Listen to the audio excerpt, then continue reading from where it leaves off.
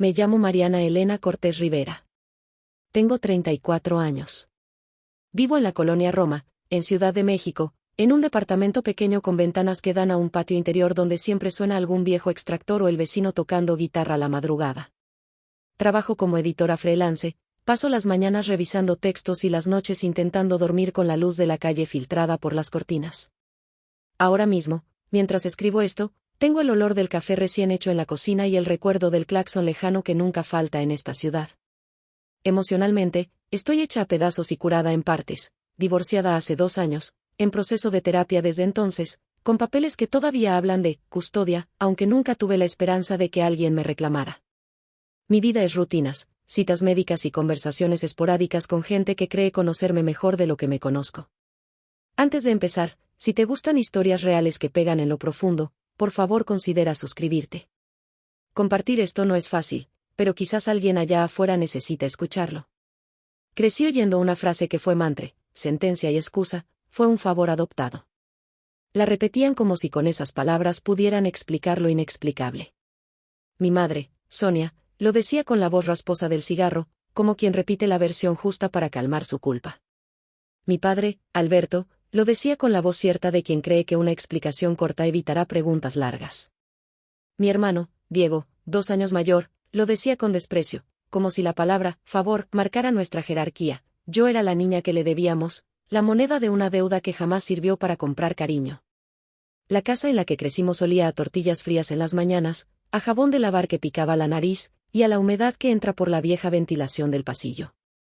Vivíamos en una casa de 2 pisos en la colonia Doctores, con la fachada desconchada y un perro callejero que un día decidieron adoptar y otro día dejaron fuera porque no cabía. Recuerdo el sonido de la olla a presión, los anuncios por la radio, el timbre irregular del teléfono fijo que una vez sonó y nadie contestó porque estábamos en la sala discutiendo si yo debía ir a la universidad. Sentía el frío de la cocina en las pantuflas, la tela de mi suéter rozando la piel cuando me escondía debajo de la mesa para llorar. Desde pequeña me dijeron que nací en un barrio complicado, que mi madre biológica era una amiga que estaba en problemas, que nos hizo el favor de dejarme con ellos porque no podía hacerse cargo. Me llamaban la adoptada, en la escuela como si fuera un distintivo que me hacía diferente por decreto. Mi nombre, mi verdadero nombre, era siempre un tema que se decía a medias, como si el resto de la frase fuera peligroso. Lo peor no era que me llamaran adoptada, lo peor era la forma en que esa palabra empobrecía mi derecho a preguntar. Cada vez que intentaba indagar sobre mis orígenes, el favor se convertía en un muro. No preguntes demasiado, mija, me decía mamá con la cabeza inclinada, y sus uñas clavándose en la taza de café. Si saben que eres adoptada, se aprovechan, no quiero que sufras, decía papá, y yo veía en su mirada la mezcla de miedo y de vergüenza. Esos silencios se traducían en permisos. Pedía permiso para llegar tarde, permiso para estudiar fuera, permiso para besar a alguien. Y la respuesta sobre mi origen llegaba siempre con esa exención: te protegimos, te adoptamos, eso debería bastar. Crecí condicionando mis deseos a una aprobación que, secretamente, era la moneda con la que ellos medían mi pertenencia. En la secundaria hubo una pelea con una chica que me llamaba la niña regalado, así decía, con esa torsión de orgullo que tienen los que creen que la bondad de otros les rebaja. La pelea terminó con moretones que fingí desaparecer con maquillaje. A los 15, el novio de entonces me pidió que me mudara con él y mis padres convocaron a una reunión de familia, donde se habló de decencia, honor y ¿qué dirán? Nunca me preguntaron a mí si quería irme. Tomaron la decisión por mí y la revestían de misericordia: no es que te obliguemos, es que es por tu bien. Era un favor que usaban como justificación para todo. Si esto te resuena hasta ahora, un like realmente ayuda a que más personas escuchen historias como esta. No es un truco, cuando compartes, le das voz a alguien que quizás no se atreve a decirlo en voz alta. Diego, mi hermano, era la otra cara de la moneda. Él era hijo biológico, el que podía tomar decisiones sin pedir permiso, el que aspiró a cosas y las consiguió. Hubo favoritismo claro, ropa nueva en su cumpleaños, aplausos por sus pequeñas victorias, y una tolerancia que no encontré. Cuando discutíamos, me llamaba ingrata por cuestionar la generosidad de mis padres. Pese a todo, en privado, Diego también guardaba silencios. Recuerdo una noche de lluvia en la que lo encontré en la azotea, fumando detrás del tinaco. Me miró con los ojos enrojecidos y dijo: a veces siento que el favor se nos volvió una carga, ¿sabes? A ellos nosotras les recordamos que hicieron algo de lo que no están orgullosos. Ese comentario me dejó fría por dentro. ¿Qué clase de carga era la mía? ¿Por qué la idea de que yo fuera un favor podía pesar tanto en la vida de ellos como para dictar mis libertades? Mi adolescencia fue una sucesión de permisos y renuncias. Pedía permiso para todo, como quien pide agua en un desierto, con miedo de que la respuesta sea cerrada y definitiva. No sé cuándo exactamente comenzó el pequeño acto de rebeldía que me permitió dejar de pedir permiso por todo. Fue una serie de pasos. Hice una entrevista para una beca sin decirlo, tomé el metro a la universidad sola, dije que no al primer trabajo que me ofrecieron porque no pagaba lo justo. Eran decisiones pequeñas, aparentemente insignificantes, pero para mí eran campos minados.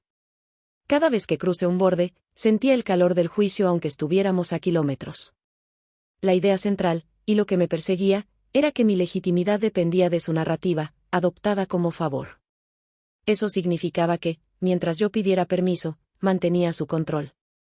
La historia que me contaron quedó incrustada como un contrato invisible. Ellos habían hecho algo por mí, a cambio, yo debía ser agradecida y sumisa. La pregunta que empezó a nacer en mi pecho fue simple y terrible: ¿qué pasa si dejo de pedir permiso? No puedo hablar de todo sin mencionar un olor que todavía me hace retroceder, el olor a licor que impregnaba la casa los domingos, cuando los ánimos se inflamaban y mi madre hablaba en voz alta de dinero, de la que nos regaló un problema, como si eso fuera una contabilidad justa.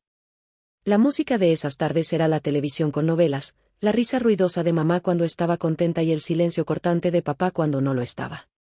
Allí, en ese clima, aprendí a medir mis preguntas como quien mide la temperatura de una olla a presión, demasiado y explota. Termino esta parte con la sensación de que cuento el inicio de algo que aún duele. Lo que sigue no es solo la historia de un secreto, sino la historia de cómo dejé de pedir permiso y, con ello, desenterré verdades que ninguno de nosotros estaba preparado para enfrentar. Cuando dejé de pedir permiso por las pequeñas cosas, la primera reacción en la casa fue un silencio extraño, como si hubieran apostado a que yo volvería al redil. Pero yo no volví.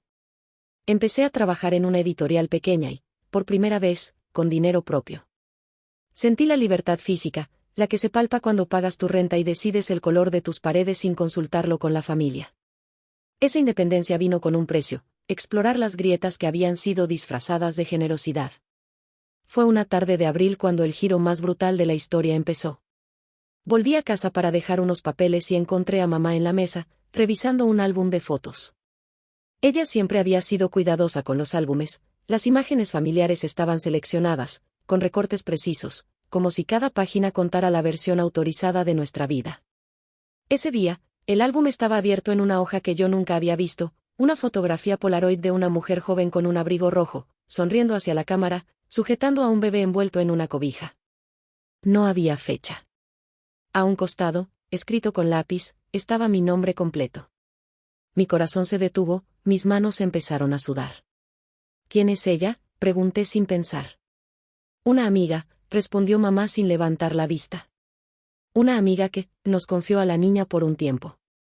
¿Y por qué no la conocí?, insistí, la voz traicionándome. Porque las cosas eran complicadas, murmuró. Sus ojos no pudieron sostener los míos. Esa foto era un resquicio que dejaba entrar más luz de la cuenta, y la luz despierta memorias que dormían. Empecé a notar pequeñeces, facturas cambiadas de nombre, visitas de una vecina que siempre llegó con 2 bolsas y se fue con una sola, llamadas a horas que mamá nunca quería contestar. Eran pistas pequeñas, casi imperceptibles para cualquiera que no buscase respuestas. La sospecha se transformó en necesidad. Fui a la oficina de registro civil con la excusa de tramitar un acta para un trámite del trabajo y pedí una copia de mi acta de nacimiento. Me miraron con la lentitud burocrática que caracteriza al sistema. Tiene que esperar 3 días, me dijo la mujer detrás del mostrador. Esos 3 días fueron una agonía medible. No comía, no dormía, repetía la misma pregunta en mi cabeza como si pudiera cambiar el resultado. ¿Y si todo lo que me dijeron fue verdad? ¿Qué si realmente fui un favor? ¿Y si ese favor había traído con él una red de secretos? Al tercer día sostuve el documento y lo leí como quien lee una sentencia. Mi nombre estaba allí, con una dirección que no era la de la casa de doctores, y con la firma de una mujer cuyo apellido no coincidía con el de mamá. Había otro dato, una anotación marginal que decía, entrega en custodia, y una referencia a un juicio de tutela que nunca me mencionaron. Sentí que el mundo se inclinaba. Llamé a mamá con la excusa de preguntar por el cumpleaños de una tía y, entre frases vacías, la obligué a hablar. Ella empezó a contar, y las historias comenzaron a caer como piezas que ya no encajan. Tu madre real, dijo, era joven, tenía problemas con drogas, sus palabras fueron duras, cortadas por la memoria. Te dejó con nosotras por miedo a perderte y nos pidió que la cuidaran hasta que se recuperara. ¿Y no volvió?, pregunté. No volvió, respondió. O no quisimos que volviera. Eso fue un palo en la garganta que me dejó sin aire. Aprendí que lo que ellos llamaron favor fue una decisión tomada en la penumbra, una mujer desesperada, un intercambio de miradas, un acuerdo susurrado. Lo que no me dijeron fueron los términos de ese acuerdo, ni si había habido dinero, ni si había habido promesas de retorno. Todo estaba empaquetado en la palabra favor, como si así se borraran las cláusulas incómodas. Con esa información en mano, me sentí traicionada y también culpable por sentirme traicionada. ¿Por qué si mi origen era resultado de una ayuda, por qué me dolía tanto? Descubrí que el problema no era haber sido adoptada temporalmente, sino la manera en que esa condición fue utilizada como argumento moral por mis padres para limitarme y para justificar omisiones. El favor había sido convertido en excusa para silenciar fatalmente la verdad.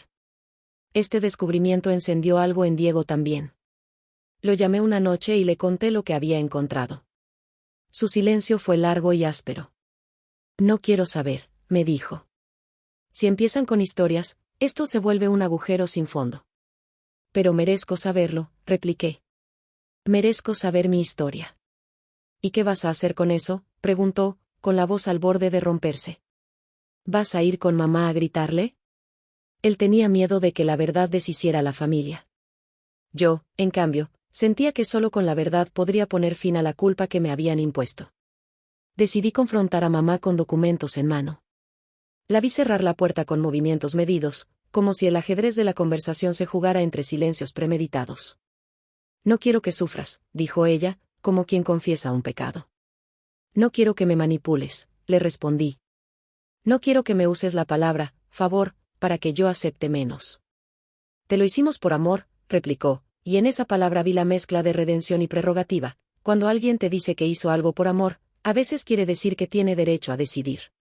Las conversaciones que siguieron fueron exhaustivas y repletas de omisiones. A cada pregunta mía, mamá tenía versiones matizadas, a cada dato concreto, un silencio. Al borde del abismo, descubrí una pieza que nadie esperaba, un número de teléfono apuntado en un viejo cuaderno de mamá, con el nombre de una mujer que parecía no pertenecer a nuestras vidas. Llamé con la discreción de quien sostiene una bomba con los dedos. La voz al otro lado era más vieja, cansada, y habló sin rodeos. Se presentó con el nombre que mi acta decía, Ana Luisa. Y dijo algo que me dejó congelada. Mariana, fui yo quien te entregó. No fui una amiga, fui tu madre. No te pedí que te quedaras, te entregué porque pensé que era lo mejor para ti. Su voz no llevaba juicio. Llevaba el peso de años de decisión. Allí, en esa llamada, el relato construido sobre el favor empezó a resquebrajarse en pedazos más complejos. Ana Luisa confesó abandono por miedo, por adicción, por vergüenza. Dijo que quiso volver muchas veces, pero que sentía que mi vida había seguido y que no quería arriesgar a nadie más. No era la historia que esperaba, no era la historia que necesitaba ni la que temía.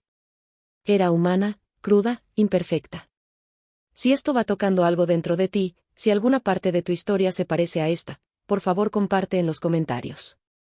Leo todo lo que me escriben y sé que no estoy sola en sentir esa mezcla de furia y compasión. Esa tarde el piso se me abrió y dejó al descubierto algo que no podía remendar con excusas. La palabra favor había sido un gesto de protección, al mismo tiempo, arma de control. Descubrí que dejar de pedir permiso no solo me devolvía decisiones cotidianas, sino que me obligaba a mirar hacia atrás y enfrentar lo que habían escondido. No todos estaban listos para esa mirada. Saber que Ana Luisa era mi madre biológica exigía un replanteamiento de todo, afectos, omisiones, razones. Ella quiso contarme, y yo quise escuchar. La primera vez que la vi, fue en un parque que parece sacado de una postal olvidada, árboles viejos, bancas de hierro, el olor a tierra húmeda después de lluvia. Tenía el corazón latiéndome como si corriera, mis manos estaban frías, la incertidumbre me hacía temblar.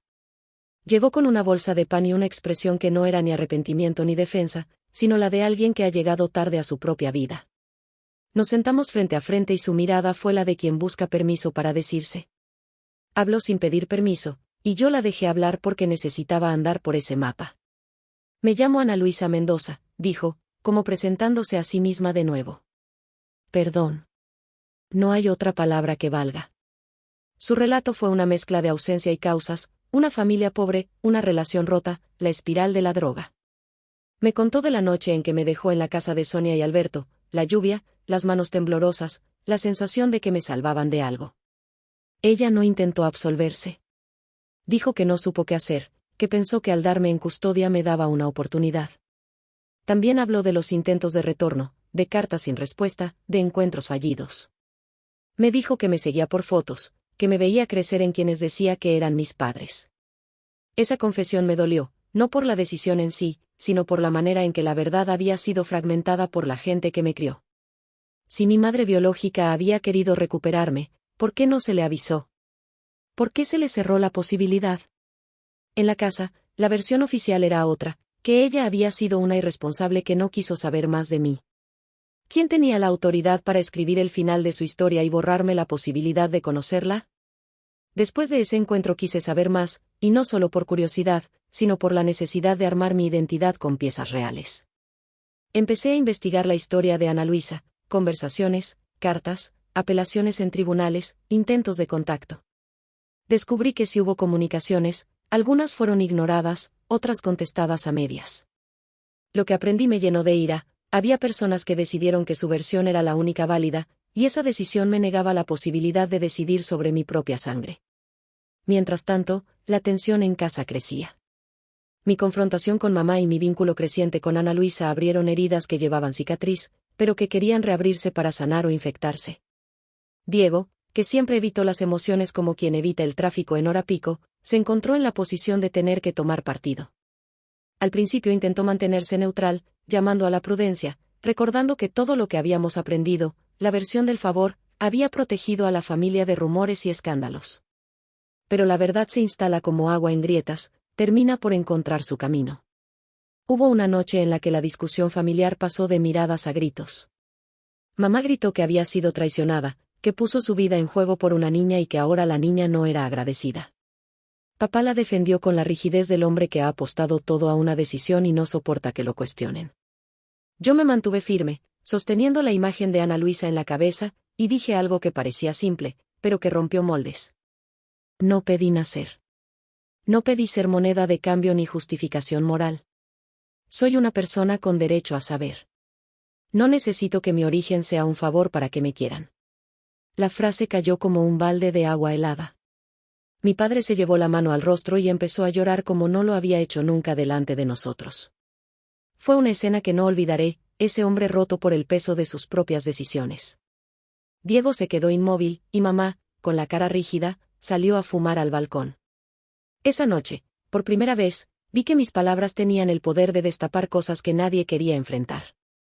Si esto te está llegando al corazón, por favor considera suscribirte para escuchar cómo sigue esta historia. A veces, saber que alguien escucha hace que sea más fácil seguir contando.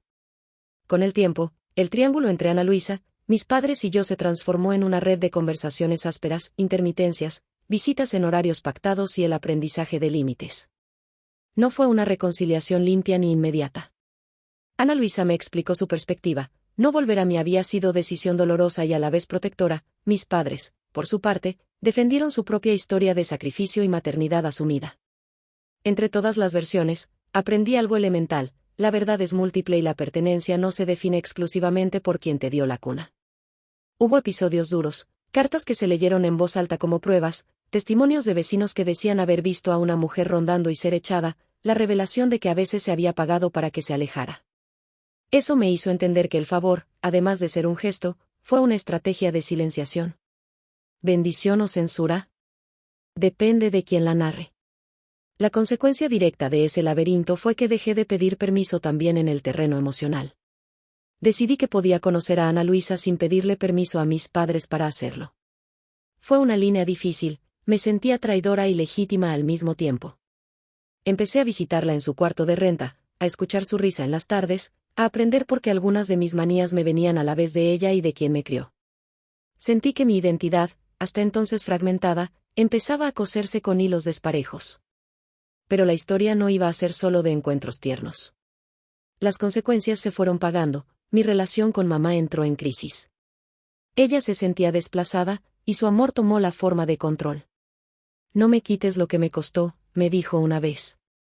Eso me hizo comprender que el dolor que yo sentía por no haber sido informada y el dolor de mamá por haber tenido que renunciar a algo no eran mutuamente excluyentes. El truco fue no saber contenerlos juntos. A esas alturas, mi vida privada también se resintió. En mi matrimonio, mi esposo, que había tolerado mis ataduras hasta cierto punto, empezó a ver en mi rebeldía una amenaza a la estabilidad que él anhelaba. Terminamos separándonos meses después de que la verdad saliera a la luz.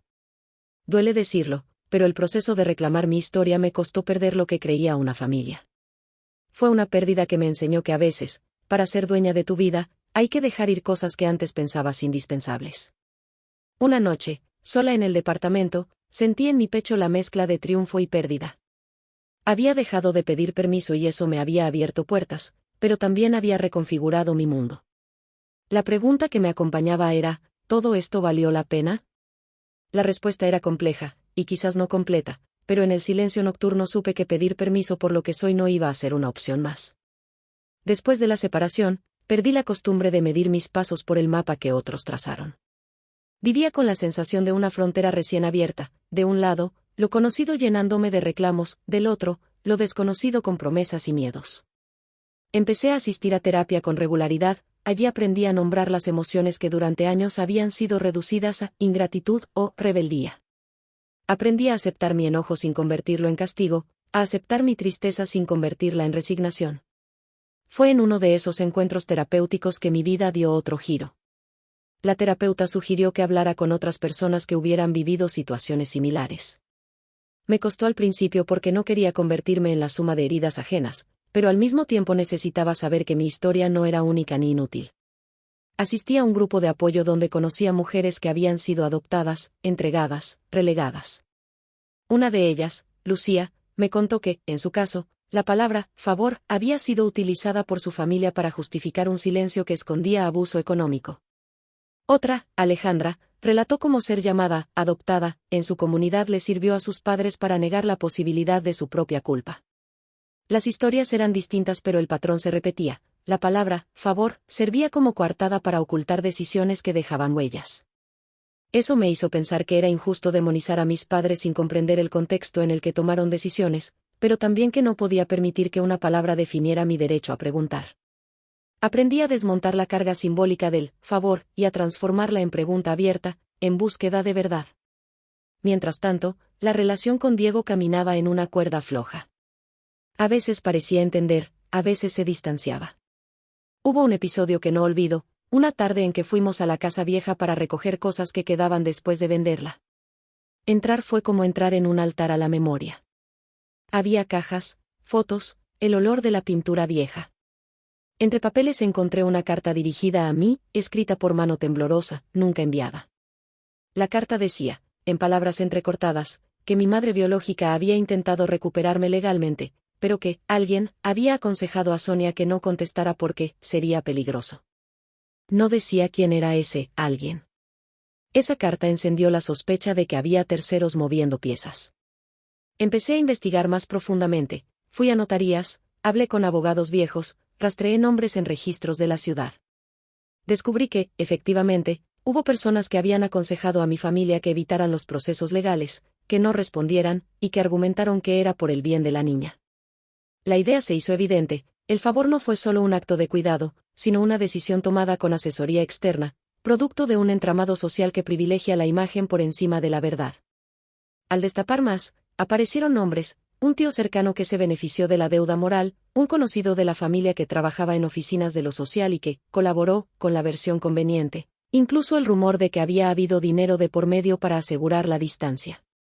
No pretendo que esto suene a novela de misterio. Eran hechos mezquinos y mundanos, hechos por personas que querían proteger su reputación y su posición social. Eso solo reafirmó que el uso de la palabra favor podía ser simultáneamente caritativo y cómplice. Mi madre, por su parte, se defendía con una mezcla de rabia y protección, decía que hizo lo que creyó correcto por mí, que la acusación de manipular era injusta. Me acusó de ingratitud con la misma intensidad con la que yo la acusaba de omisión. El intercambio fue cruel. Me acusaba de destruir la paz familiar, y yo le reclamaba la paz que me fue negada por no saber mi historia. En lugar de un espacio de reconciliación apareció un campo de batalla donde cada una defendía su versión como verdad absoluta. Hubo un momento de quiebre cuando encontré en un cajón la carta de renuncia a una tutela que papá había firmado años antes, con un sello de abogado y la rúbrica de un tercero que hoy sé que asesoró la operación. La carta revelaba que algunos acuerdos se hicieron en ámbitos legales, con personas que buscaron una salida práctica al problema. Eso me dejó claro que la manipulación no fue solo emocional, sino también institucional. La palabra favor había sido blindada con papeles. La consecuencia íntima fue que mi relación con la familia quedó fracturada. Me mudé definitivamente, dejé trabajos que me ataban a la ciudad y emprendí viajes cortos, no para huir, sino para encontrarme. Conocí personas que me acompañaron en mi búsqueda de identidad y en la reconstrucción de un yo sin deudas. Empecé a escribí cartas que nunca envié, diarios que me ayudaron a ordenar el caos. Cada texto era una sesión de terapia extra. Y poco a poco, la herida comenzó a cicatrizar no por olvido, sino por reconocimiento. En este tramo aprendí una lección: la verdad no siempre da la paz que esperamos. A veces da más preguntas, a veces abre más heridas. Pero también da la posibilidad de decidir por uno mismo. De dejar de pedir permiso para existir. De tomar tu propia palabra como válida. Si estás leyendo esto y te identificas con este cruce de silencios y revelaciones, comenta abajo. Compartir te puede liberar. Yo leí cada mensaje que me mandaron y no sabes cuánto me ayudó. Llegando a esta parte final, sé que muchos esperarían un cierre ordenado, reconciliación, abrazo final, todo en su lugar. La vida no funciona así. Lo que tengo es una serie de cicatrices y aprendizajes. No hubo una escena grandiosa donde todos se arrodillan y piden perdón. Hubo pequeñas rendiciones, conversaciones que ablandaron corazones, y también permanencias de ciertos silencios que no se van. Pero sobre todo, hubo algo que cambió en mí para siempre: dejé de pedir permiso para ser. Decidí, después de mucho trabajo, que mi identidad no sería un favor ni una condena.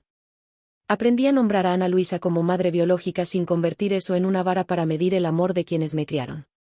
La categoría de madre se convirtió en plural: había quien me había dado la vida y quien me había dado cuidados. Ambas cosas podían ser verdaderas a la vez sin que una deslegitimara a la otra. Eso me dio espacio para soltar culpas que no me correspondían. Con mamá, el proceso fue largo. Tuvimos momentos de ternura y retrocesos. A veces pensé que era imposible recuperar lo que se perdió, y otras veces encontrábamos, en gestos torpes, pequeñas rendijas de humanidad. Recuerdo una tarde de noviembre en que nos sentamos a comer tamales en la cocina y no hablamos de nadie más que del clima. Fue un gesto pequeño, pero ambos lo sentíamos como tregua. Diego, por su parte, eligió un tiempo de distancia por su propia necesidad de procesar. Con él tuve conversaciones más tardías, en las que compartimos la culpa y el alivio, y en las que sin decirlo aprendimos a sostenernos a distancia. Mi vínculo con Ana Luisa siguió creciendo y fue paralelo a una sana distancia. Nos quisimos, nos conocimos, y también aprendimos a respetar límites. No pretendimos reparar décadas en meses. Éramos dos mujeres imperfectas intentando construir algo honesto. Ella me contó detalles que explicaban patrones: noches sin dormir, miedos que heredé en pequeñas manías, risas que coincidían con las suyas. Con ella aprendí a perdonar sin olvidar, perdonar por la salud propia, no para absolver la acción. Dejar de pedir permiso fue la filosofía que me salvó y que también me costó. Aprendí a decidir por mí sin buscar la validación externa. No es un proceso heroico, es un ejercicio cotidiano de atención: elegir un empleo por convicción, amar sin medición, trazar límites donde antes no existían. Mi vida después de todo esto es más lenta y más honesta. Trabajo desde el barrio, tengo amigas que se volvieron familia, y cada tanto vuelvo a Doctores para ver si las calles recuerdan algo. A veces encuentro a la vecina de siempre en la tienda, y hablamos de la lluvia. El tema del favor, como metáfora, me enseñó algo profundo: algunos favores se convierten en deudas invisibles que estrangulan. La diferencia entre un gesto altruista y una obligación impuesta está en la libertad con la que se toma la decisión. Si un favor te obliga a pedir permiso para existir, entonces deja de ser un favor y se vuelve una trampa. Por eso dejé de pedir permiso, no por rebeldía vana, sino para reclamar el derecho a mi propia historia. Antes de terminar, quiero decirte algo directo: si esto te hizo ruido, por favor comparte. Si alguien en tu familia usa la narrativa del favor para silenciar, tal vez es momento de preguntar. No te precipites a juzgar, pero tampoco te quedes sin preguntar. La valentía no es la ausencia de miedo, es la decisión de mirar a pesar de él. Al final, la lección que me llevo es que la verdad no es una bala que lo arregla todo, es una herramienta que, bien usada, permite recomponer. Yo no volví al punto de partida, construí otro lugar donde mi nombre no es contabilizado como deuda. Me llamo Mariana Elena Cortés Rivera y crecí oyendo que era un favor adoptado, hasta que dejé de pedir permiso. Eso no borró el dolor, pero me devolvió la posibilidad de decidir quién quería ser. Hoy, cada vez que alguien me pregunta de dónde vengo, respondo sin pedir permiso, de muchas manos, y también de la mía. Si esta historia te tocó, si conoces a alguien que necesita escuchar algo así, compártela. Si has pasado por algo parecido, escribe, leo todas las historias. Y por favor, suscríbete si quieres seguir escuchando relatos que buscan sentido en el costado humano de la vida. Gracias por escuchar.